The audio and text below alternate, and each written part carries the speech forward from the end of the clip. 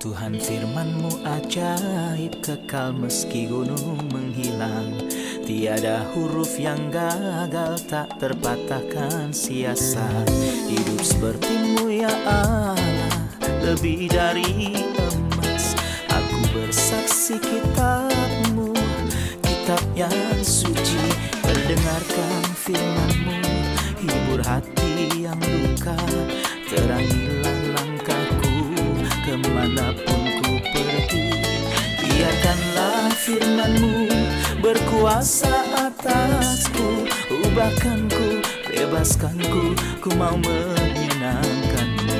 Tuhan firman-Mu ajaib, kekal meski dunia. Ubah dan bebaskan aku, mau menyenangkan-Mu. Salam jumpa pemirsa terkasih, saya menyambut Anda sekalian dimanapun Anda berada dalam episode terbaru program studi harian kita, Semua Kitab Suci. Kita sampai pada pembelajaran kita mengenai surat pada jemaat di Galatia pasal 6 ayat 6 sampai 11. Untuk memulai izinkan saya untuk menyambut tamu kehormatan yang telah hadir di studio, hamba Tuhan Yosef Riyad. Selamat datang Saudara Yosef. Selamat datang Saudara Riyad. Kami juga menyambut hadirin di studio, selamat datang. Saya akan membaca beberapa ayat dan kembali kepada Anda dengan pertanyaan terkait ayat 6. Silakan lanjutkan. Dan baiklah dia yang menerima pengajaran dalam firman membagi segala sesuatu yang ada padanya dengan orang yang memberikan pengajaran itu. Jangan sesat, Allah tidak membiarkan dirinya dipermainkan. Karena apa yang ditabur orang, itu juga yang akan dituainya. Sebab barang siapa menabur dalam dagingnya, ia akan menuai kebinasaan dari dagingnya. Tetapi barang siapa menabur dalam roh, ia akan menuai hidup yang kekal dari roh itu. Janganlah kita jemu-jemu berbuat baik. Karena apabila sudah datang waktunya, kita akan menuai, jika kita tidak menjadi lemah. Karena itu, selama masih ada kesempatan bagi kita, marilah kita berbuat baik kepada semua orang, tetapi terutama kepada kawan-kawan kita seiman. Lihatlah bagaimana besarnya huruf-huruf yang kutulis kepadamu dengan tanganku sendiri. Saya ingin kembali ke ayat 6 lagi dan ingin tahu apa yang dimaksud dengan membagi segala sesuatu yang ada padanya dengan pengajar. Apa yang dibagikan? Dalam agama Kristen tidak ada gaji sebagai imbalan atas layanan spiritual. Dan kita tidak membaca seluruh Alkitab mengenai gaji diberikan kepada seseorang, baik bulanan maupun tahunan. Kecuali hanya sekali dalam kitab Hakim-Hakim. Dan sayangnya orang itu adalah seorang pendeta kafir. Namun kekristenan mengenal persekutuan. Ada sebuah ayat yang indah dalam 2 Korintus, pasal yang ke-8. Ya, itu pasal yang ke-8. Memberitahu kita dalam ayat 4, mohon kepada kami dengan sangat mendesak agar kami menerima hadiah itu dan persekutuan pelayanan kepada orang-orang kudus. Jadi kekristenan mengenal persekutuan. Jadi jika seseorang menabur hal-hal rohani, tentu saja dia akan menuai hal-hal materi dari orang-orang yang dia tabur dari hal-hal yang rohani. Inilah yang Rasul katakan di sini. Biarlah orang yang diajari firman berbagi segala kebaikannya dengan orang yang mengajarinya. Tapi kalimat ini ditujukan kepada orang-orang yang diajar. Saya rasa guru tidak perlu untuk meminta Untuk orang lain bertanya, mengeluarkan tidak, biaya untuk pelayanannya. Tentu saja. Barang siapa melayani, ia sedang melayani Tuhan. Dan Tuhan adalah penjaminnya, memenuhi kebutuhannya baik melalui orang percaya maupun melalui burung gagak. Oke. Elia misalnya, tidak diberi makan oleh siapapun dari umat Tuhan. Karena umat dalam keadaan berpaling, namun burung gagak sedang memberi makan nabi. Jadi orang yang mengabdi kepada Tuhan mengetahui bahwa Tuhan adalah penjamin dalam memenuhi kebutuhannya. Bagi mereka yang mendapat bagian dalam kebutuhan pelayanan Tuhan, ini bukan bantuan ekstra, tapi memang menuai apa yang ditaburkan dalam dirinya. Tepat. Iya. Tepat. Ayat berikutnya memperingatkan kita dan menyatakan prinsip yang sering kita dengar, jangan sesat, Allah tidak membiarkan dirinya dipermainkan. Karena apa? Yang ditabur orang itu juga yang akan dituainya. Tolong jelaskan prinsip tabur tuai dan atas peringatan yang dia katakan di sini, jangan sesat. Prinsip ini sudah sangat tua sejak kitab Kejadian pasal 8 tepat setelah air bah. Tuhan berkata, selama bumi masih ada waktu menabur dan manen. Artinya bahwa ini adalah sesuatu yang kami temukan ketika kami dilahirkan dan juga ayah kami. Menemukannya bahwa apa yang kamu tabur, itu yang kamu tuai. Ada waktu benih dan juga waktu panen. Jika Anda tidak menabur pada musim tanam, jangan berharap untuk menuai apapun selama panen. Dan jika menabur rumput liar, janganlah berharap akan menuai gandum. Kamu akan menuai apa yang kamu tabur. Dan jika kamu berpikir sebaliknya, kamu tertipu. Jangan tertipu. Tuhan tidak dipermainkan. Kita tidak boleh sombong terhadap Tuhan. Mencoba mengubah prinsip yang telah Dia tetapkan. Dan apa yang ditabur seseorang, itu juga yang akan dituainya. Tentu saja kita dapat memahami hal ini di dunia material. Namun, Rasul menerapkannya untuk ranah rohani. Aku tahu jika aku menabur gandum, maka aku akan menuai gandum. Jika saya menabur buah ara, saya akan menuai buah ara. Hal ini sudah diketahui dengan baik. Tapi tahukah saya hal itu dalam bidang spiritual? Tahukah saya bahwa jika saya menabur dalam daging saya sendiri, saya akan menuai kerusakan. Dan jika saya menabur dalam roh, saya akan menuai hidup yang kekal. Ini yang Rasul katakan di sini. Jika Anda berkenan, kita akan rehat sejenak dan kembali untuk menjawab pertanyaan hadirin. Pemirsa terkasih, kami akan segera kembali setelah rehat. Paulus menulis dengan mengatakan jangan sesat, Allah tidak membiarkan dirinya dipermainkan. Karena apa yang ditabur orang, itu juga yang akan dituainya. Kami berdiri di sini di hadapan hukum yang tidak dapat diubah, yang berlaku untuk semua bidang kehidupan. Jika Anda menabur gandum, Anda akan menuai gandum. Dan jika Anda menabur korupsi, Anda juga akan menuai korupsi. Ini pada tingkat moral. Ini adalah hukum yang benar tanpa kesalahan dan komprehensif di segala masa dan kasus. Berkuasa atasku, ubahkanku, bebaskanku, ku mau menyenangkanmu. Tuhan firman-Mu ajaib, kekal seluruhnya. Ubah dan bebaskan aku, mau menyenangkanmu. Kami telah kembali pemirsa terkasih untuk menjawab pertanyaan hadirin. Saya punya pertanyaan tentang tabur tuai. Sesungguhnya sebelum beriman, semua orang telah menabur kejahatan. Apakah semua pasti akan menuai kejahatan? Ini sebelum Sebelum iman iman. tentu saja. Sebelum iman. Apa yang telah ditaburkan sebelum iman, sebelum aku menerima Tuhan, apakah saya harus menuainya setelah beriman? Prinsip menabur dan menuai adalah prinsip yang ada, baik sebelum atau sesudah beriman. Baik orang beriman maupun bagi orang berdosa. Ini adalah sebuah prinsip bahwa Tuhan telah menetap seperti yang saya katakan sejak Kejadian 8. Jika aku menabur gandum, aku akan menuai gandum, baik aku orang beriman ataupun belum percaya. Tapi ini bukan satu-satunya prinsip dalam firman Tuhan. Tuhan mempunyai prinsip kasih karunia dan belas kasihan yang menang atas penghakiman.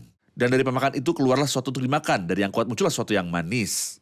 Contoh yang paling jelas untuk itu adalah kisah Naomi dalam kitab Rut. Naomi bertindak salah dan menuai. Tapi meskipun dia menuainya, suaminya dan kedua putranya meninggal dan dia menjadi seorang janda. Dan juga kedua menantunya menjadi janda. Tapi Tuhan mendatangkan kebaikan dari ini. Bahwa Rut yang kembali dari Moab telah menjadi nenek bagi Daud, terlebih lagi menjadi nenek bagi Kristus. Jadi menabur dan menuai adalah sebuah prinsip yang akan tetap ada. Dan apakah saya orang yang beriman atau tidak? Apa yang aku tabur itu yang aku tuai. Namun Tuhan mempunyai prinsip lain dan ini bukan satu-satunya prinsip yang mengatur hubungannya dengan orang-orang beriman. Jadi saya dapat mengatakan bahwa kita harus membedakan antara menuai dan hukuman kekal atas dosa. Benar. Mungkin sebelum beriman aku salah menabur, maka aku harus menuai. Tapi ini tidak ada hubungannya dengan takdir kekal seperti halnya iman, menghapus kekuatanku selamanya. Tetapi tuaian yang akan datang nanti, mungkin rasa sakit di daging atau cobaan dalam hidup yang akan digunakan untuk memuliakan Kristus. Apa yang Anda katakan, saudara Ayat, mengingatkan saya pada sebuah cerita terkenal. Kisah perampok yang bertobat. Tuhan membukakan pintu surga untuknya, tapi tidak membebaskan dia dari patah kakinya. Karena sebagai perampok, ia telah mematahkan kaki banyak orang. Oke. Persis seperti para perampok itu. Melukai pria dalam cerita orang Samaria yang baik hati. Dia sebagai seorang perampok pasti telah menakuti banyak orang yang aman. Jadi kakinya patah, tapi saat dia meninggal, dia menemukan dirinya di surga. Dia dikecualikan dari hukuman abadi. Tapi dia harus menuai di bumi. Saulus telah menyetujui eksekusi Stefanus. Benar. Dia menerima Tuhan, Tepat. tetapi dia menuai hasil yang sama bahwa dia Tepat. dilempari batu setelahnya. Dia dilempari Tetapi batu. rasa sakit itu, rasa sakit yang diterima ketika dirajam telah digunakan untuk kesaksian bagi Kristus. Benar. Dia diberi pahala dan menerima mahkota. Ya. Jadi ya, dia menuai, tetapi Ya. atas karunia Tuhan, penuaian itu berubah menjadi berkat. Anda perhatikan juga, saudara Ayat, itu ketika orang bermaksud untuk bersujud, itu untuk keduanya, Barnabas dan Paulus. Tapi pada saat rajam, mereka tidak melempari Barnabas, orang baik itu. Orang yang berhati lebar, tapi mereka melempari Saulus dengan batu dan Paulus dengan batu. Lalu bagaimana dengan Barnabas? Hal ini menunjukkan prinsip menabur dan menuai. Apa yang ditabur orang, itulah yang akan dituainya. Tapi seperti yang telah Anda katakan, ini tidak menghalangi Tuhan itu akan dimuliakan oleh kasih karunia, dan keluar dari pemakan akan datang dengan sesuatu untuk dimakan, suatu berkat dan kemuliaan baginya. Prinsip tabur tuai dapat dikatakan mempunyai 3 aspek. Aspek pertama adalah keniscayaan menabur dan menuai. Apa yang ditabur juga harus dituai. Ya, harus Ini dituai. adalah hukum Tuhan. Kedua, cara menabur dan menuai. Jenis yang saya tabur itulah jenis yang akan saya tuai, jenis yang sama. Ya, Ketiga, kuantitas menabur dan menuai. Tidak ada orang yang menabur sedikit dan menuai sedikit. benar. Melalui pembicaraan tentang kuantitas menabur dan menuai, apakah Rasul Paulus di sini mendorong kita untuk menabur atau memperingatkan kita agar tidak menabur? Maksudnya, apakah prinsip menabur dan menuai dalam konteks di sini adalah untuk peringatan atau untuk dorongan? Apakah untuk memberi atau untuk menegur? Dan mencegah kita dari kekikiran. Apa yang saya lihat di sini adalah konteksnya tentang memberi. Jadi dia mengatakan bahwa apa yang kamu tabur itulah yang akan kamu tuai. Dan menurutku dia sedang berbicara seperti yang Anda katakan tentang jenisnya. Jangan berharap bahwa engkau menabur dalam daging dan menuai dari roh hidup yang kekal. Tapi juga kuantitasnya, engkau menabur sedikit tetapi menuai banyak. Anda menabur benih tetapi Anda menuai bulir dan seterusnya. Jadi saya pikir bahwa pembicaraan di sini adalah sebuah dorongan, bukannya peringatan. Oleh karena itu kita katakan kepada orang-orang beriman, jika prinsip tabur tuai dikatakan, jangan panik. Seringkali takut. ketika prinsip tabur tuai dikatakan, ini Ya, menjadi sebuah Tuhan. masalah. Sebenarnya Alkitab mendorong kita untuk Tidak. memberi, dan sedikit yang kita tabur dalam memberi akan kita tuai dengan banyak. Dan saya ingin mengatakan juga, saudara Ayat, saya menuai sekarang sesuatu yang saya tabur 10 tahun yang lalu, tapi apa yang saya tabur hari ini, saya akan menuai di masa depan. Maka berhati-hatilah selalu dalam menabur kebaikan untuk menabur dalam roh. Jangan menangis susu yang tumpah, karena hari ini kamu juga sedang menabur. Dan akan menuai besok, jadi berhati-hatilah untuk menabur kebaikan hari ini. Ayat berikutnya ayat 8, sebab barang siapa menabur dalam dagingnya, ia akan menuai kebinasaan dari dagingnya, tetapi barang siapa menabur dalam roh, ia akan menuai hidup yang kekal dari roh itu. Menerapkan prinsip tabur tuai, apa yang dimaksud dengan menabur dalam daging dan menabur dalam roh? Jika saya melakukannya, tidak melakukan apapun sepanjang hariku, kecuali memikirkan hal-hal jahat yang tidak murni, melihat yang tidak suci di situs web, membicarakan hal yang tidak memuliakan Allah, lalu aku menabur dalam daging sepanjang hari. Apakah kamu berharap bahwa setelah menghabiskan beberapa hari seperti itu, bahwa ketika waktu menuai tiba, kita menuai menuju kehidupan kekal, menuai kepada roh, berkat, kenyamanan, dan sukacita? Atau saat saya menemukan diriku sendiri, tanpa kenyamanan dan ada kekeringan rohani, saya menyalahkan keadaan atau menyalahkan Tuhan, padahal seharusnya saya menyalahkan diri sendiri karena saya menabur daging dalam jangka waktu yang lama. Tetapi siapa yang menabur dalam roh, yang peduli dengan urusan Tuhan, dengan firman Tuhan, dengan umat Tuhan, dan dengan pelayanan Tuhan, dari rohnya akan menuai hidup abadi. Saya ingin menghasilkan penerapan praktis dari prinsip tabur tuai di kalangan yang berbeda. Misalnya saja di lingkaran rumah, membesarkan anak. Bagaimana pengaruh menabur di sini terhadap hasil yang dipetik nanti? Atau tindakan memberi secara umum untuk pekerjaan Tuhan ataupun pelayanan Tuhan. Selama ada yang ditabur, ada yang dituai. Mohon berikan contohnya pada kami. Baiklah, mari kita mulai dari rumah yang Anda sebutkan pertama kali. Tentu saja saya bekerja dengan anak-anak saya.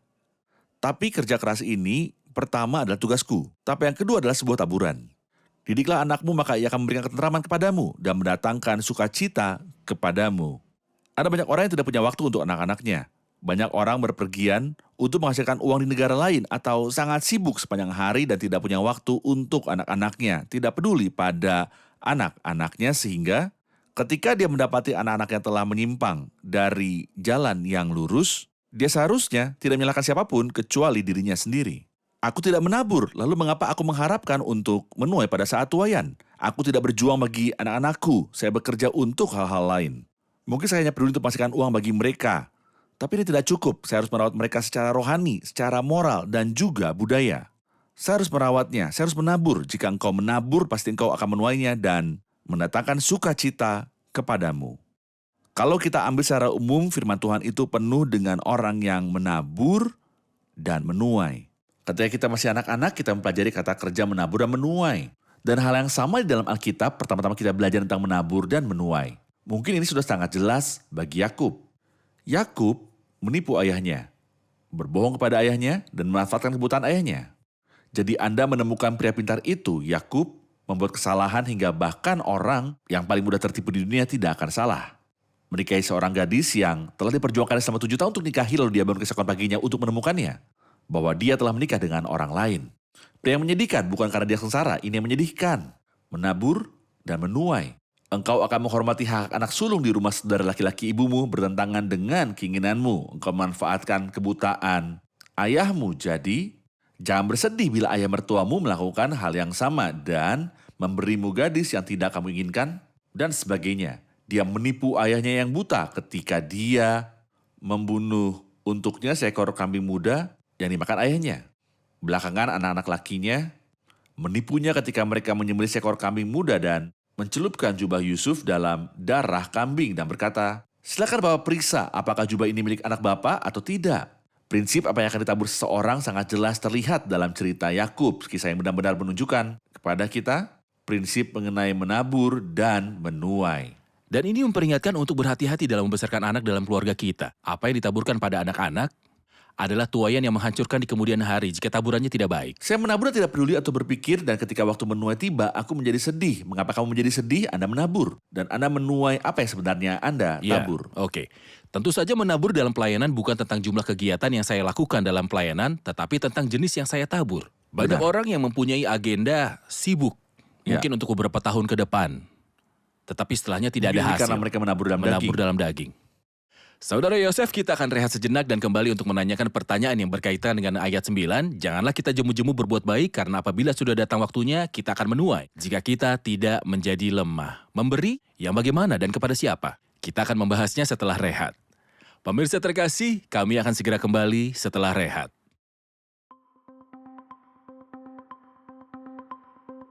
Dalam persekutuan-persekutuan tersebut, kita bertemu orang-orang beriman yang baik dan pada saat yang sama kita menyegarkan diri bersama, tentunya setelah mendengar firman Tuhan dan disegarkan dengan nyanyian pujian. Persekutuan-persekutuan ini punya pengaruh dalam hidup saya, jadi saya menyukainya. Semua persekutuan sangat bermanfaat, baik ibadah maupun belajar Alkitab. Semua persekutuan sangat bermanfaat, baik ibadah maupun belajar Alkitab. Dalam persekutuan kami berbagi kehidupan bersama, pengalaman kami. Persekutuan. Dalam persekutuan-persekutuan aku bertemu dengan saudara-saudaraku dan saling membangun. Persekutuan adalah saat di mana saya bertemu dengan orang percaya lainnya yang mempunyai tujuan yang sama dalam hidup, yang datang dengan sikap yang sama untuk memuliakan Tuhan dan untuk saling membangun dan lebih mengenal Tuhan dan memuliakan Dia. Berkuasa atasku, ubahkanku, bebaskanku, ku mau menyenangkanmu. Tuhan firman-Mu ajaib, kekal seluruhnya. Ubah dan bebaskan aku, mau menyenangkanmu. Kami telah kembali pemirsa terkasih untuk melanjutkan pembelajaran kita di pasal 6 surat Galatia. Saudara Yosef ayat 9, janganlah kita jemu-jemu berbuat baik, karena apabila sudah datang waktunya, kita akan menuai jika kita tidak menjadi lemah. Apa yang dibicarakan di sini? Jika kita ambil seluruh paragrafnya dari ayat 6 sampai ayat 10, kita akan menemukan 3 jenis taburan. Ayat 6 berbicara tentang menabur firman Tuhan di dalam hati. Dan inilah yang dia katakan. Dan baiklah dia menerima pengajaran dalam firman bagi segala sesuatu yang ada padanya dengan orang yang memberi pengajaran itu. Jadi di sini ada sebuah pengajaran yang sedang ditaburkan di hati pendengarnya. Selanjutnya dia bicara tentang menabur kepada daging atau kepada roh. Dalam bidang pikiran dan tindakan, artinya apa yang saya pikirkan, apa yang harus saya lakukan. Ini adalah aspek lain dari menabur. Meliputi 2 macam, yang ditabur dalam daging dan akibatnya adalah korupsi. Dan menabur dalam roh, hasilnya adalah kehidupan kekal. Terakhir, di sini beliau berbicara tentang menabur melalui perbuatan baik untuk semua orang. Janganlah kita lelah berbuat baik, karena pada waktunya kita akan menuai. Jadi saya berbuat baik, kapanpun saya mempunyai kesempatan dengan siapapun. Siapa yang berbuat baik, tentu menemukan ini indah. Lemparkanlah rotimu ke air, maka engkau akan mendapatkannya kembali lama setelah itu. Oleh karena itu, siapa yang berbuat baik harus selalu mengharapkan yang baik, tapi pada waktunya. Terkadang kita menginginkannya dengan tergesa-gesa, tapi Tuhan pada waktunya, dan inilah prinsip menabur dan Agendanya menuai. Agenda Tuhan. Prinsipnya menabur dan menuai, saya tidak menabur hari ini dan menuai keesokan harinya. Petani tidak akan melakukan hal itu, tetapi menantikan hasil yang berharga dari tanahnya. Dan ia sabar. Kita menemukan gagasan ini dalam diri Mordekai ketika dia berbuat baik kepada raja. Dan raja tidak mengupahinya. Dan suatu periode berlalu, kita tidak tahu apakah bulan atau tahun, tapi ini dicatat dalam Tawarikh dari Raja Ahasuerus. Dan pahalanya datang pada waktunya karena dia berbuat baik dan imbalan pada waktunya lebih efektif dan lebih indah. Dibandingkan jika hal itu terjadi jutaan kali lebih awal. Karena keesokan paginya Haman yang jahat akan pergi untuk menggantung Mordekai di tiang gantungan. Jadi, waktu Tuhan lebih baik daripada waktu kita dan agenda Tuhan lebih baik daripada agenda kita. Jadi mari kita tunggu mengetahui bahwa selama kita menabur, kita akan menuai pada waktunya. Tepat. Jika Anda berkenan, kita akan menerima pertanyaan dari hadirin. Saya punya pertanyaan di ayat 8. Apakah hidup kekal hanya berkaitan dengan menabur atau apa yang dimaksud dengan hidup kekal di sini? Pertanyaan yang penting, apakah hidup kekal merupakan anugerah bagi semua orang percaya atau Benar. tuaian dari apa yang kita tabur? Sebenarnya ini adalah pertanyaan yang sangat penting. Terutama yang dia katakan, tapi barang siapa menabur dalam roh, ia akan menuai hidup yang kekal dari roh itu. Engkau tidak dapat menabur dalam roh kecuali engkau memiliki Roh Kudus terlebih dahulu. Dan kalau engkau sudah memiliki Roh Kudus, berarti engkau sudah percaya. Dan jika engkau telah beriman, maka engkau telah memiliki hidup yang kekal. Jadi bagaimana engkau menabur dalam roh sehingga engkau menuai hidup yang kekal? Menuai kehidupan abadi di sini bukan berarti memilikinya, tapi menikmatinya. Ketika Rasul Yohanes berbicara tentang kehidupan kekal dalam surat yang pertama, dia mendefinisikannya sebagai persekutuan dengan Bapa dan Putranya. Jadi saya tidak memiliki hidup yang kekal karena saya tidak dapat menabur dalam roh, kecuali saya sudah memiliki hidup yang kekal, tapi saya akan menikmatinya. Saya akan tinggal di atmosfernya dan saya akan bersuka cita dalam kehidupan kekal di surga. Sementara saya berada di bumi. Jadi hidup kekal adalah sebuah anugerah yang diberikan Ya. kepada mereka yang dilahirkan dari Allah yang Ya. menerima Kristus. Namun sejauh mana saya menikmatinya bergantung pada taburanku dalam Taburanku. roh. Menikmati hidup yang kekal. Saya akan kembali ke masalah memberi dalam ayat 9 dan 10. Janganlah kita jemu-jemu berbuat baik karena apabila sudah datang waktunya kita akan menuai jika kita tidak menjadi lemah. Karena itu selama masih ada kesempatan bagi kita, marilah kita berbuat baik kepada semua orang, tetapi terutama kepada kawan-kawan kita seiman. Ya. Mengenai memberi, kita melihat banyak orang yang bersemangat memberi, Ya, mengingat mereka berusaha menyenangkan Tuhan dan untuk dekat dengannya. Ada Ya. juga orang yang membedakan dalam memberi kepada sebagian orang dan tidak kepada sebagian lain. Dan ada orang yang suka memberi di hadapan publik supaya terlihat baik. sebagai pertunjukan. Pertunjukan, benar. Bagaimanakah tepatnya saya memberi sesuai dengan iman Kristen? Ya. Apa tujuan dari pemberian ini? Mengapa memberi? Kepada siapa kita memberi? Dan bagaimana kita memberi? Mengapa memberi? Ada sebuah himne indah yang berbunyi, "Hai kamu yang menerima penebusan, hai kamu yang menerima kebenaran. Tanggapilah Bapa, berikanlah sebagaimana kamu telah diberi. Saya telah menerimanya." Dan ketika Rasul Paulus berbicara tentang memberi dalam kitab 2 Korintus 8 ayat yang ke-9, dia berbicara tentang dua hal, karena kamu telah mengenal kasih karunia Tuhan kita Yesus Kristus. Bahwa ia yang oleh karena kamu menjadi miskin sekalipun ia kaya, supaya kamu menjadi kaya oleh karena kemiskinannya. Dan di akhir pasal 9 dia berkata, syukur kepada Allah, karena ia terkatakanlah Terkatakan. itu, aku sudah menerimanya, jadi aku tidak memberi seolah Tuhan akan berutang kepadaku, lalu dia akan puas denganku dan berkatiku, tapi aku sudah menerima banyak hal dari Tuhan.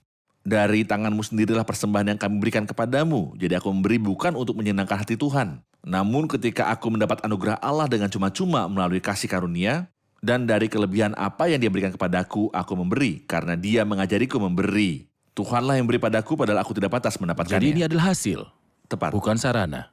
Jadi Anda sudah memperjelas poin pertama, pemberian Kristen bukanlah sarana untuk mendapatkan anugerah Tuhan, melainkan hasil dan buah dari penerimaan hidup yang kekal. Benar.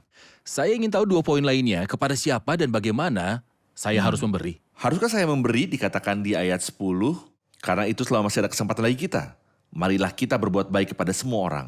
Tapi selanjutnya dia berkata, tetapi terutama kepada kawan-kawan kita seiman. Aku punya hubungan dengan semua orang dalam hal penciptaan. Sebagaimana Tuhan menciptakan kita semua. Dan saya harus mempertimbangkan seluruh umat manusia adalah rekan saya dalam penciptaan. Satu Allah dan Bapa dari semua, Allah yang di atas semua dan oleh semua dan di dalam semua. Tapi ada lingkaran spesial kedua yang lebih sempit, yaitu lingkaran penebusan.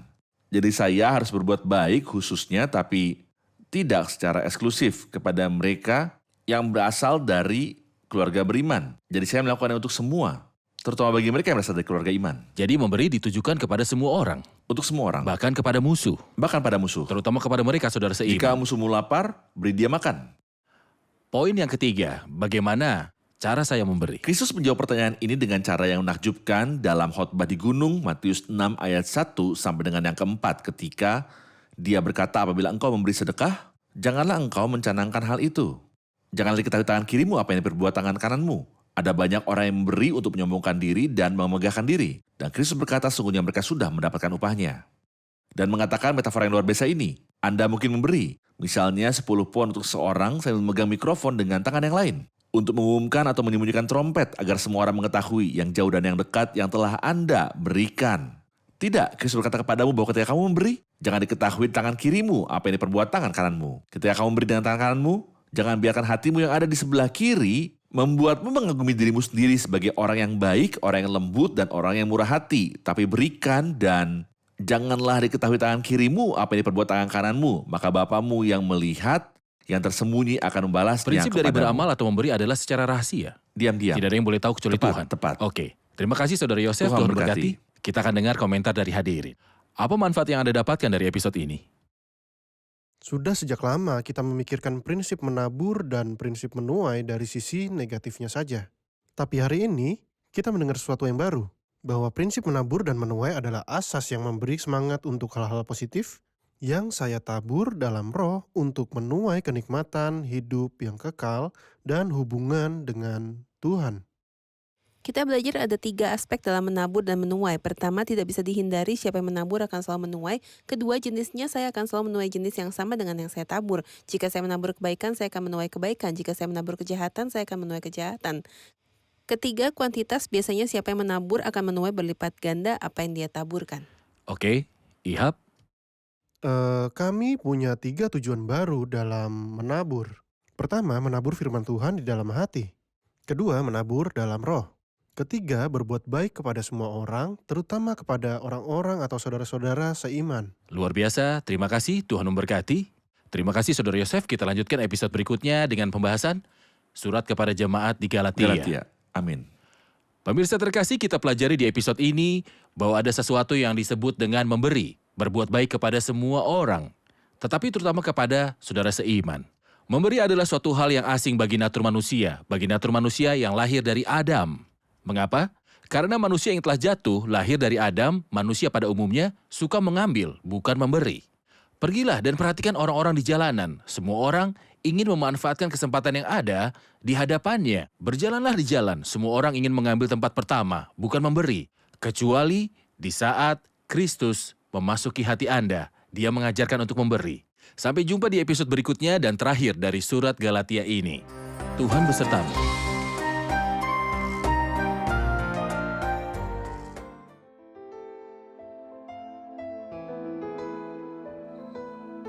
Tuhan firman-Mu ajaib, kekal meski gunung menghilang.